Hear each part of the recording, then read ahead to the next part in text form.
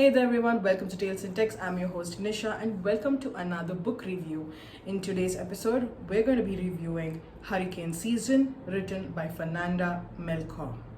This book has been translated from Spanish by Sophie Hughes into English, and the audible narrators are Ines del Castillo, Tim Pabon, and Ana Osorio.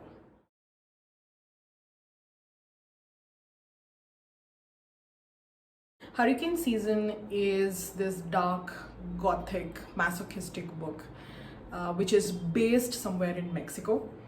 And the book follows the lives, multiple, of four different people. One of whom is sort of the central figure who ties everyone else together. The book starts off with a murder, and this person who's murdered is considered by the local villagers to be a witch. And people have different reactions to the murder of this witch. Some are ecstatic, some big thinking that, you know what, she was the devil incarnate, dancing with the devil, she deserved it, while other people actually feel sorry for her.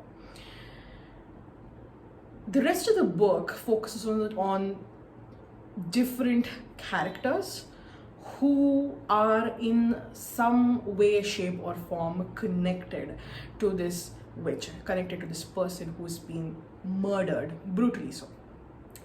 One of the main themes or energies of this book is of performative masochism.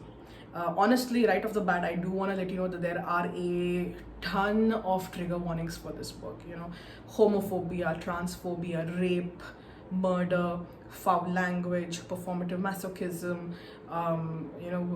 violence in the form of vehicle assault, weaponry assault, drugs, alcoholism, just you name it. This book has some sequence or some storyline or narrative pertaining to that trigger warning. So right off the bat, I want to let you know that this book is not for everyone. Another reason this book might not be for everyone is because of the way in which it is written and the way in which it is narrated. So this book, Hurricane Season, actually has pages and pages of sentences that just do not stop. There is no full stop in between, there's no period in between. Sentences are just running into each other, running off course, meandering across the whole narrative and just kind of going in circles, making complicated scenarios and just never ending, just going on. And when you listen to it on Audible, it's almost as if the narrators are breathless because they have to constantly keep talking because there's not a single full stop in many pages. This book is actually very hard for me to review because I have very conflicted feelings about this book. And also I don't want to tell any more about the story, and that's why I'm kind of keeping it very kind of skeletal in kind of describing what this book is about, because giving you anything more would actually act like spoilers. So all I can say right now is that this book is set against the backdrop of a murder of the witch of a village, and the characters involved are in some way or another related to this person, and we look at all of their narratives, we look at all of their life prior to their meeting this person, prior to their meeting this murder victim, and what happens after the murder. One main message of this book, which I took away, was how initially the book starts off with the whole conventional stereotypical trope of witches being evil, witches being bad, witchcraft being bad, or witchcraft being consorting with the devil. But ultimately, when you actually look at this book from an overarching perspective, you realize that the real evil, that the real demons and devils are actually inside of us. It is normal people going on with their day-to-day lives who have our normal frustrations, our unmet desires, who are oppressed and subjected to violence and assault, or to oppressive laws by our communities, by our government, we are the kind of people who carry these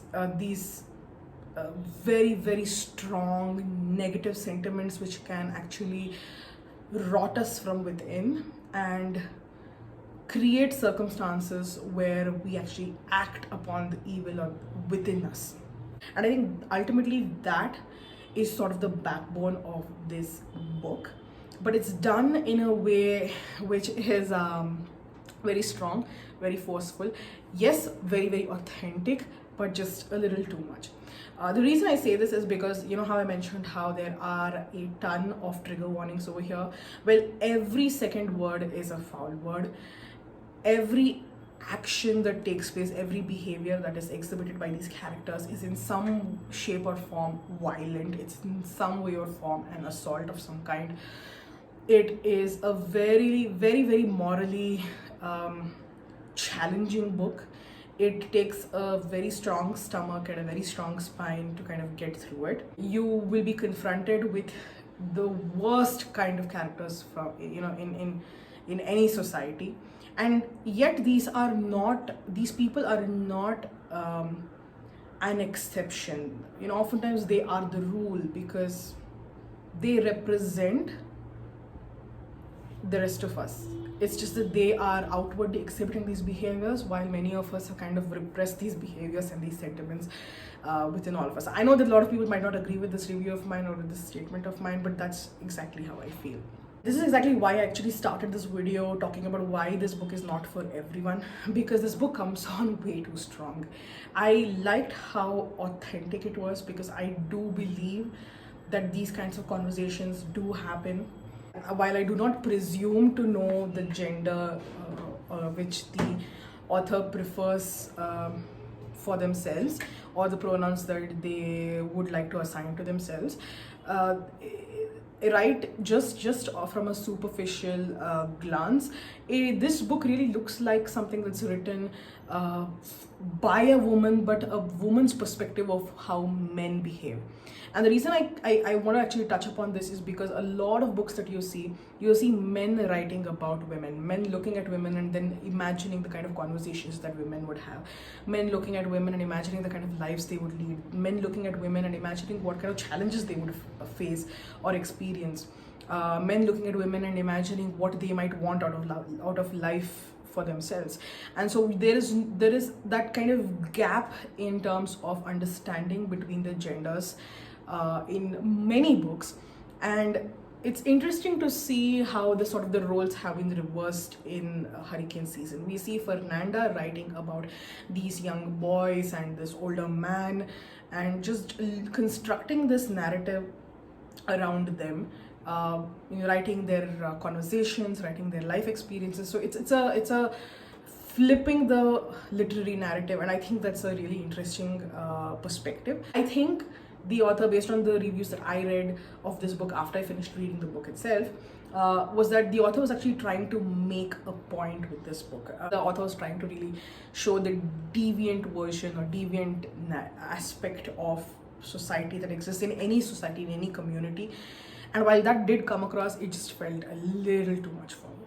So do I recommend this book? You know what? Yeah, go ahead. You can read it. It's an interesting read. If you're open to trying out something that is this morally ambiguous, also in some cases it's not actually morally ambiguous, it's just morally wrong. Let's just I don't think by any definition murder, rape and homophobia, transphobia is morally correct. So I think a lot of these things are completely morally wrong. And go ahead, try it out. Your experience might be different from mine. Your experience might be exactly like mine. I don't know. Let me know in the comments down below. So, tarot card. I did feel on the whole, it sort of had a combination of the devil with the tower with the emperor, which are all major arcana cards. Mainly the emperor I chose was because of the performative masochism. The emperor is a card that indicates external action, behaving, like a man's man, trying to gain control, power over somebody else. So the emperor energy was very visible through the behavior of almost everyone uh, almost all the characters of the book. The devil kind of resonated with me because of obviously the whole concept of this entire book circling around this witch and her supposed interactions with the devil, and how the real demons in society are not the people who are dubbed witches, but it's the evils within us.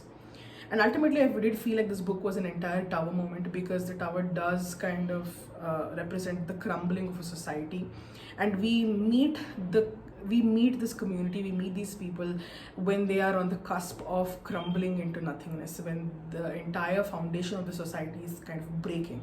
Yet at the same time, the tower does represent a potential for rebuilding, and you see that there is that despite all this damage, despite all this destruction, there is still something left standing. Whether what is left standing is something positive or if it's negative, that's something up for question, up for debate. Yet it kind of shows that in the face of calamity, the world does still keep going on. Whether it takes a direction that we approve of or not, that's an entirely different discussion. So yeah, morally complicated book, interesting but not one of my top picks. I would give it a 3 out of 5 stars, purely because of how different it is compared to my usual reads. But yeah, read this book and let me know what you think about it. Alright, if you stuck around with me so far, thank you so much for watching, and I'll see you the next time on Tales in Text. Bye bye.